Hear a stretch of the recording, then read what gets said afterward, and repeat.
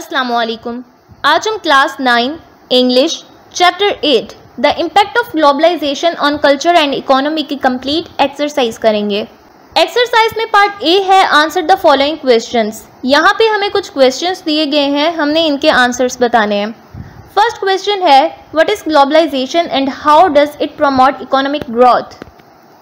इसका आंसर है globalization is the process where countries and cultures become connected through trade, communication and the sharing of ideas. Question number 2 है how has globalization impacted Pakistan's economy in terms of trade and investment? इसका answer है globalization has helped Pakistan trade with other countries. It has also brought foreign investment. Question number 3 है what are some of the new job opportunities created in Pakistan as a result of globalization? इसका answer है globalization has given rise to various new job opportunities in Pakistan including IT and software development, call centers, export-oriented industries and international business services. Question number 4 है what is cultural exchange and how does it benefit people? इसका answer है Cultural exchange refers to the sharing and learning of different customs, traditions, and values between people from diverse cultural backgrounds. This exchange benefits people by broadening their perspectives, fostering global understanding, and promoting mutual respect. Question number 5 है what concerns are raised about the preservation of traditional Pakistani culture in the context of globalization? इसका answer है some people worry that globalization will erase Pakistani culture. We should preserve our traditions. Question number 6 है how has globalization expanded access to information for students?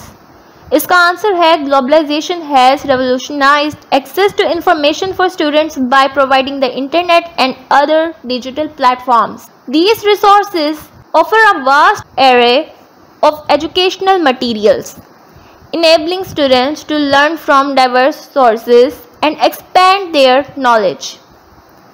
Question number 7 है how does learning about diverse perspectives benefit students?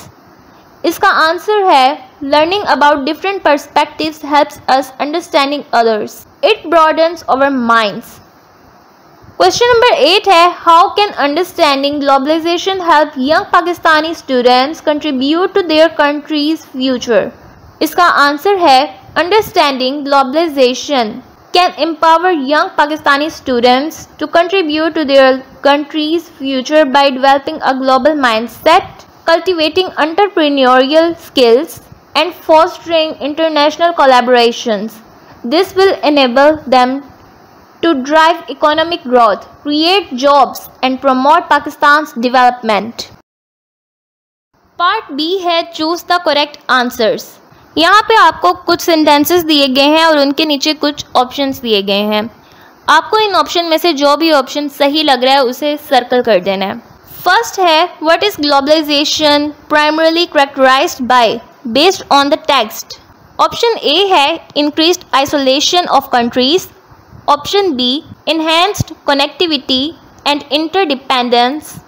Option C strict regulations of international trade. Option D limited exchange of ideas and technologies. Option B is the correct option, enhanced connectivity and interdependence. Second है how does globalization primarily impact Pakistan's economy according to the text? Option A है by increasing barriers to international trade. Option B है by reducing access to imported goods. Option C है by opening up international markets for exports. Option D है by decreasing foreign direct investment.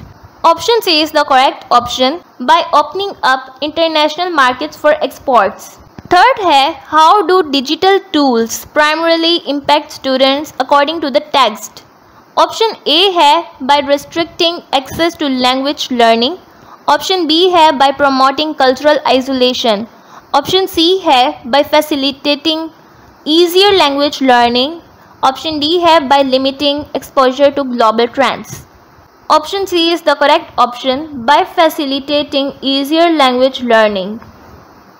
Fourth है, according to the text, what is a potential concern regarding globalization's impact on Pakistani culture. Option A है increase preservation of cultural practices. Option B है enriching cultural exchange.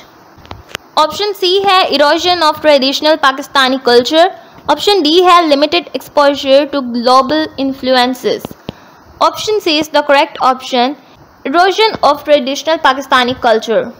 Fifth है, how have digital platforms primarily contributed to globalization according to the text.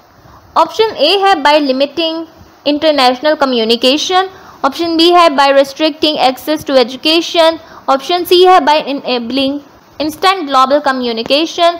Option D है by reducing cultural exchange. Option C is the correct option, by enabling instant global communication. Sixth है, what are the strategies to harness the positive aspects of digital globalization while mitigating its negative effects? Option A है promoting digital literacy and supporting local content. Option B है encouraging cultural homogenization and spreading misinformation. Option C है ignoring ethical standards and widening the digital divide. Option D है limiting opportunities for cultural exchange and understanding. Option A is the correct option, promoting digital literacy and supporting local content. Seventh है, what is the key challenge for Pakistan in managing the effects of globalization? Option A है ignoring new opportunities for trade and investment. Option B है finding a balance between benefiting from globalization and maintaining its unique cultural identity and economic stability. Option C है completely avoiding cultural exchange with other countries. Option D है focusing solely on cultural changes while neglecting economic opportunities. Option B is the correct option, finding a balance between benefiting from globalization and maintaining its unique cultural identity and economic stability. Next है grammar. Grammar में part A है, read the given paragraph carefully, identify the subjects, verb and object in each sentence. Underline the subject once and verb twice and circle the objects. यहाँ पे आपको एक paragraph दिया हुआ है। अब इस पैराग्राफ के हर एक सेंटेंस में से आपने सब्जेक्ट, वर्ब और ऑब्जेक्ट को ढूंढना है।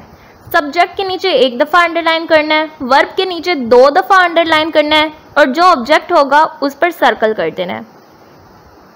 Yesterday, Zara and her friends visited the new museum in town. Zara subject है, इसके नीचे एक दफ़ा अंडरलाइन कर देना है। हर फ्रेंड्स भी सब्जेक्ट है, इसके नीचे भी एक दफ़ा अंडरलाइन कर देना है। विजिटेड वर्ब है, इसके नीचे 2 दफ़ा अंडरलाइन करना है, जबकि म्यूजियम ऑब्जेक्ट है, इस पर सर्कल कर देना है।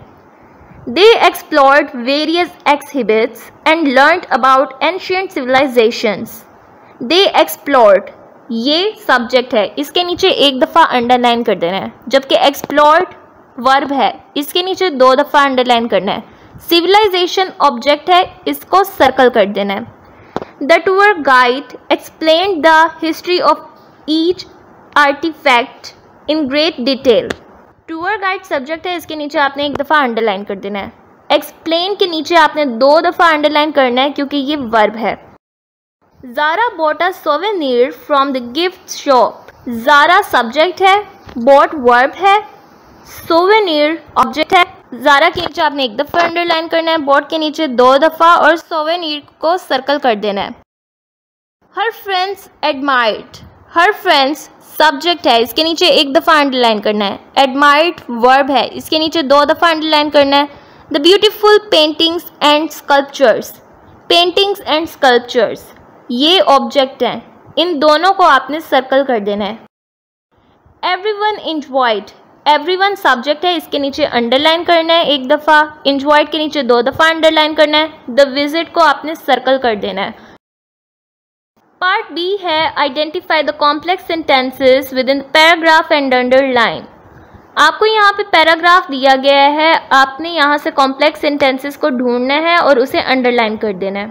फर्स्ट है, I woke up early this morning because the sunlight was streaming through my window. I woke up early this morning. ये इंडिपेंडेंट क्लॉज है, जबकि because the sunlight was streaming through my window, ये सारा subordinate clause है. Second line है after rubbing the sleep from my eyes, I decided to go for a jogging in the park nearby. I decided to go for a jogging in the park nearby. ये independent clause है. After rubbing the sleep from my eyes, ये subordinate clause है. Third line है despite the chilly breeze, I enjoyed the fresh air and the sound of birds chirping in the trees. I enjoyed the fresh air and the sound of birds chirping in the trees. ये independent clause है. Despite the chilly breeze, ये subordinate clause है. While running, I saw my friend Sarah, who waved and joined me for a few laps around the park. I saw my friend Sarah. ये independent clause है.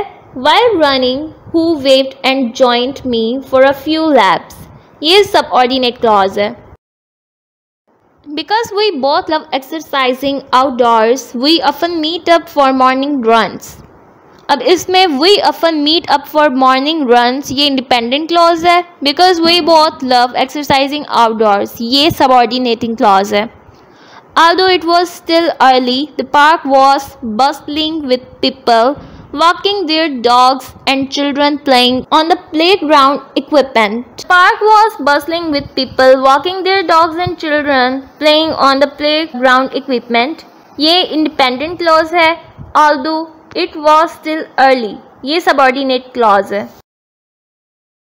Part C है write at least 5 example of complex sentences. हमने complex sentence की 5 examples लिखनी है. In your notebook पर underline the independent clause और उसमें से इंडिपेंडेंट क्लॉज को अंडरलाइन करना है and circle the dependent clause और डिपेंडेंट क्लॉज को सर्कल कर देना है. तो फर्स्ट सेंटेंस है I went to the store because I needed to buy some milk. I went to the store, ये इंडिपेंडेंट क्लॉज होगा. Because I needed to buy some milk, ये dependent clause है. Second है she finished her homework after watching her favourite TV show. She finished her homework, ये independent clause है, जबकि after watching her favourite TV show, ये dependent clause है. Third है he will attend the meeting unless he has a family emergency. He will attend the meeting, ये independent clause है, जबकि unless he has a family emergency, ये dependent clause है. Fourth है they will go to the beach if the weather is sunny. They will go to the beach, independent clause है. If the weather is sunny, dependent clause है. The students were tired because they had stayed up late studying for their exam. The students were tired, independent clause है. Because they had stayed up late studying for their exam, ये dependent clause है. तो chapter number 8 की exercise यहीं पर complete होती है. I hope आपको आज की वीडियो पसंद आई होगी. अगर आपको आज की वीडियो पसंद आई हो तो इस वीडियो को लाइक करें, हमारे चैनल को सब्सक्राइब करें. नेक्स्ट वीडियो तक के लिए अल्लाह हाफिज़.